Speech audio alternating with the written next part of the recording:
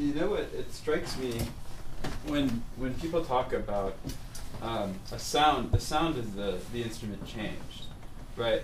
But they can't attribute that change to pitch, and so they just call it timbre, right? What changed was pitch, right? This is sort of making Peter's point in a sense that you can hear those changes, but since we've come to regard pitch as being as belonging to a much larger little nuggets of space, right? When that nugget only changes a tiny little bit, we go, well, that can't be a pitch change. That has to be timbre, right? But so we're mixing up two categories. It's the same instrument that's playing it. The same timbre is actually happening, right? With a little bit of difference because you're literally changing the physical shape of the tube or whatever. But that thing that you call timbre, when it goes ball, right, is pitch. I agree with your questioning, what people mean when they say timbre. I am biased by playing the French horn. So I can play a specific pitch with the first finger, with the first and second, with no finger, or with the third. They will all be in a different series, so to speak, number of series in the harmonics. So I would say that changes the timbre as well, even though it also changes slightly the pitch. But even in that respect, when you say that the timbre has changed, what you're saying essentially is that the balance of the partial content of the sound has changed, and so you're talking about micro pitch changes, in a sense, and also actually like amplitude I think it's changes, both. dynamic Well, changes. it is The both. fundamental frequency is changing, as well as since the tube is getting longer or shorter, the partials are also changing. If you play it in a different register, like say if you play in a B on the saxophone in the middle of the staff and you play a B an octave higher, obviously the pitch is different, but it's also a timbre change because it's a different register. Yeah, You could say the exact same thing about changing the pitch based less on than the a half. shape of the tube. The saxophone changes. Well, how would you describe the shape of the tube? With the difference between pitch and pitch. It's conical. What is the shape of the horn? Well, it's the pitch is constituted by timbre. Like, Yeah, but maybe the properties go change together. They as have to go different lengths are cut off. otherwise, But, the only way they can't go together is if you're just working with pure sine waves. but the thing is, what Jim is trying to say is that we've created this category called timbre, given the tonal universe that we're in, and what you're trying to say is that these all could be attributable to that one category called pitch. Is There was this this long note at the beginning of Yeah, the piece. so really microtonality is just timbre. or timbre is just microtonality? No, your point is that timbre is just microtonality. Yeah. Yeah. Okay, go No, ahead. you're right. There was this long note that you played at the beginning, towards the beginning of the piece, with different fingerings, and it sounded like it was the same pitch. That would be a timbre shift. And was it an alternation? The or B was it- flat. Yeah. Might as well just, while we're in this discussion, if you don't mind. Yeah. We can. Is that what they call soft fingering?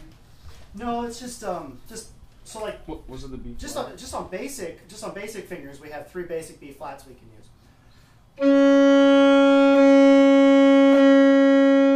All the same pitch, but you hear different timbres. Well, really, But if I'm going up, It is different pitch. It's I mean, different you pitch.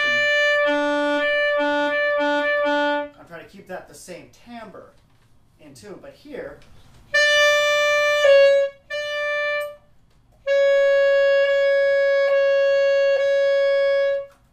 But that could also be a microtone because the fingers are shading. So. What do you mean you're trying to keep it the same timbre? So that every note sounds the best.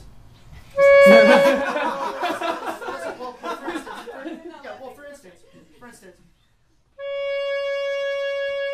I worked really hard for that B flat. Okay. If I play this, you notice it's not as beautiful. So if I have to use that fingering, I have to try to make that fingering sound just as But beautiful. I think the second B flat was more beautiful. But So- yeah, But when you say it sounds the best, you're speaking of a kind of a complex that's configuration. subjective. Yeah, I know, but there's a kind of a standard which is kind of interweaving timbre and pitch right. that we're trying to tease apart. Okay. Well, can you play just Well, one more example? they have now? to be locked Possibly together. just something that was maybe one of the One is the dependent single on the other. 53 tone intervals that's maybe hard to distinguish, or that maybe sounds like a timbre? Distinction is like Can you think of an your example? thoughts. Well, we could do it. Not They depend on your each other. brain. They always. So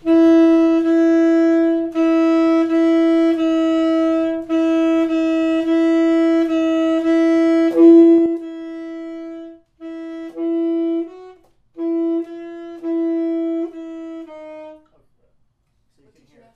For Jacob, what was it that Jacob was doing? Maybe just 3 notes. or Just 3 notes. maximum. This is. Could you say what your question was again? Yeah, 53. Well, I wanted to.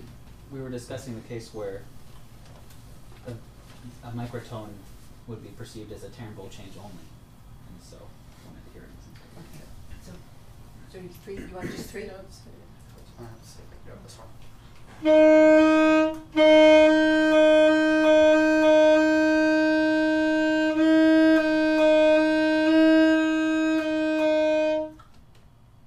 When you play them as a group of 3, it suddenly becomes a scale to me. It's just one that I have to really focus into, and then I sort of reframe the space when I'm listening to it, right? And so I can hear the outer 2 notes as being actually pretty far apart from each other in the context of the scale. So it ceases to become a timbre. And that Well, and I think well, that's why the piece works so well. get the this thing working? Hmm? The composition determines that now it's because you used a lot of scalar things. Yeah. I mean, that was definitely an element, as if you were trying to say, pay attention, because you recognize that we couldn't differentiate. If it had been hopping around, I don't think we would have been able to do the differentiation. So the scalar really was underlining those differentiations in terms of pitch. I mean, I agree with you. And since you were trying to keep the timbre the same, yeah. But not only pitch. Sometimes he would play also with the timbres and playing forte as a sudden attack. So he was essentially addressing what you said, Jimmy. They said, oh, so microtonal is timbre. No. He was telling you there's this and there's that. The composition itself. What's the this and the that? There is timbre and there is pitch. And he was playing with them in the composition. Both. So to put out a situation, say you were to compose a piece of music that was heavily scalar, stepwise motion, drawing attention to the pitch differences. That's you as a composer saying, this is pitch now. But then if you decided to, you were doing something over here, and then all of a sudden, pop, one version of that note, more pop,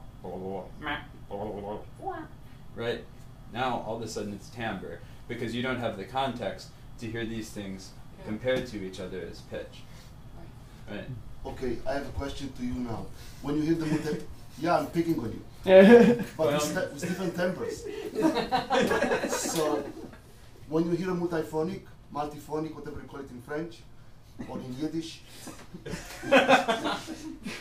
when you hear those pitches inside, they are not really pitches that adhere to the tonal system, right? They have different pitches, different timbres, different loudnesses, right?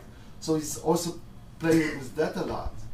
So this is kind of is teasing us into paying attention to the different aspects. There was no question.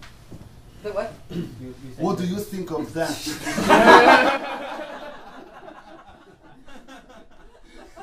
Or you could have said, am I right? Now look at him so that he answers you. Okay. Wow, that's a conversation to have.